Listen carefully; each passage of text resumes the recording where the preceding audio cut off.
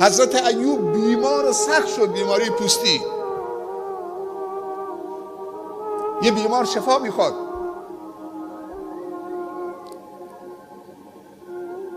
گفت بارالها انی مسنی الضر و انت ارحم الراحمین. درسته؟ گفت بارالها، دردشو گفت ولی نگفت دوا بهم بده. سبحان الله. دستشو بلند کرد، بیماری پوستی، اگزیما و گال نمیدونم فلان و هر چی که مثل سر سوزن گداخته شده این شیمی درمانی تو بدنش بوده. دستش بلند کرد گفت بارالها من آسیب دیدم ولی تو ارحم الراحمینی، تو به بندگان ظلم نمی کنی، تو ارحم الراحمینی. اگر معنیش اینه اگر رحم تو همینه که من مریض باشم و من شکی تو رحمتو ندارم که ارحم الراحمینی، من صبورم، شفا نمیخوام. اگر رحم تو اینه نسبت به من. حضرت یونس تو شکم نهنگ بود، زندانی شد. وقتی در شکم نهنگ قرار گرفت یک دفعه به خود آمد. خداوند مأموریتش داد بره پیش قومش، اونها رو ارشاد بکنه، هدایت بکنه. کم حوصلگی در آورد، قومش رو رها کرد، قرعه انداختن به ساحل، سوار کشتی شد، کشتی خراب شد. گفتن یک خطاکار تو کشتی، پرتش کردن چه؟ هر چند بار قرعه مینداختن به اسم یونس در می آمد، انداختنش چه؟ تو دریا. خداوند نهنگو فرستاد، گفت ببلعش. سبحان الله. چند تن آب میبلعه نهنگ؟ یونس هم یک رفت بالا. به مجردی که تو شکم نهنگ قرار گرفت یادش آمد که اشتباه کرده، با یه معذرت خواهی بدهکاره. خودمون چند تا معذرت خواهی بدهکاریم به رب العالمین.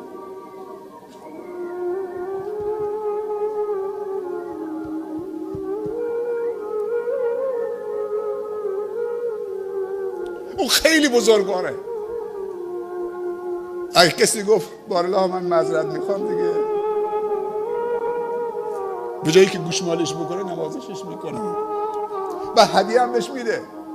هؤلاء که یبدل الله سیئات حسنات. نه تنها گناه تو میامرزه بلکه گناههای 50 سالت هم تبدیل به حسنه میکنه، به پاداش میکنه برات. از این دیگه کریمتر، بزرگوارتر، سخاوتمندتر چرا نمیریم طرفش؟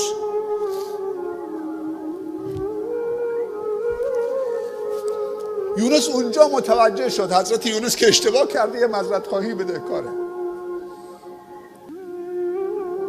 وقتی که در شکم نهنگ قرار گرفت یونس فریاد زد، گفت دیگه کسی نمیتونه اونو نجات بده.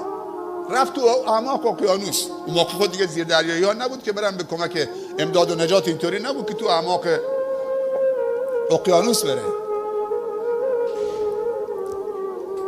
چه گفت یونس؟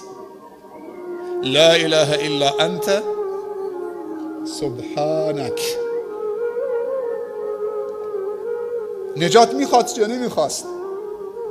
کسی که داره غرق میشه نجات میخواد، ولی نگفت نجاتم بده، نگفت کمکم کن. خوب دقت بکنید به این معانی، به این باورها.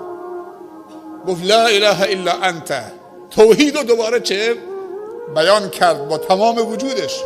لا اله الا انت، هیچ معبودی به حق که سزاوار پرستش باشه نیست به جز انت، به جز توی پروردگار. سبحانک، پاک و منزهید از هر گونه عیب و نقص و هر گونه خطا و هر گونه ظلم به بندگانت. انی کنت من الظالمین، من به خودم ظلم کردم. سبحان الله، من به خودم ظلم کردم. اصلا تو این آیه تقاضایی هست برای که خدای کمکم کن من از شکم نهنگ در بیام؟ نیست. لا اله الا انت سبحانک انی کنت من الظالمین، من از جمله ظلم کنندگان هستم. نگفت کمکم کن. به مجردی که این دعا رو گفت خداوند رو تسبیح کرد و تقدیس کرد و پاک و منزه شمرد و توحید رو محقق کرد دوباره و اعتراف به کوتاهی و تقصیر کرد که من به خودم ظلم کردم و نافرمانی تو کردم، قومم رو رها کردم، وظیفه‌مو انجام ندادم. رفت تو کما. سبحان الله. همین دعا رو کرد رفت تو کما. خداوند به نهنگ گفت، به اون مخلوقش گفت بیا در سطح آب، بیا سطح آب، برو تا عمق کم، تا جایی که میتونید. آمد رو سطح آب، گفت حالا یونس رو چه پرت کن به ساحل. سبحان الله، یونس در حال کما بود، وقتی پرت شد به ساحل، آمد به سطح آب پرت شد. امواجی که بودن مثل این که 2 دست باشه یونس رو بلند کردن به ساحل گذاشتن. فانبتنا علیه شجرة من یقطین. فا یا باست ستاره. فانبتنا علیه شجرة من یقطین. وقتی به ساحل افتاد دیگه بدنش خیلی، خداوند یک درخت کدویی رو سرش یقطین آرام شد. بعد خداوند دوباره فرستادش پیش قومش که بیشتر از 100,000 نفر بودن اون زمان و بعد از همدیگه لذت بردن. خدا بهش برکت داد.